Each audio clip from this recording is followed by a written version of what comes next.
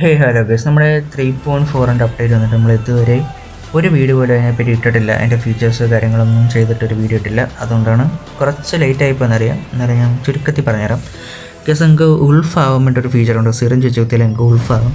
പിന്നെ ഒരു ചുമന്ന സിറിഞ്ച് ഉണ്ട്, അത് വെച്ചിട്ട് കുത്തിയാൽ നിങ്ങളൊരു പക്ഷിയായിട്ട് പറയും. അതിൻ്റെ പേരെനിക്കറിയില്ല. പിന്നെ രണ്ടാമത്തെ ഫീച്ചറാണ് കുതിര. രണ്ടുതരം കുതിരയുണ്ട് ഇതിനകത്ത്.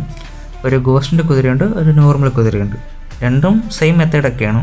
പിന്നെ ഗോസ്റ്റിൻ്റെ കുതിര കുറച്ച് കാണാൻ ഒരു വെറൈറ്റി ആയിട്ടിരിക്കും, അതേ ഉള്ളൂ. പിന്നെ പ്രത്യേകിച്ചൊന്നുമില്ല.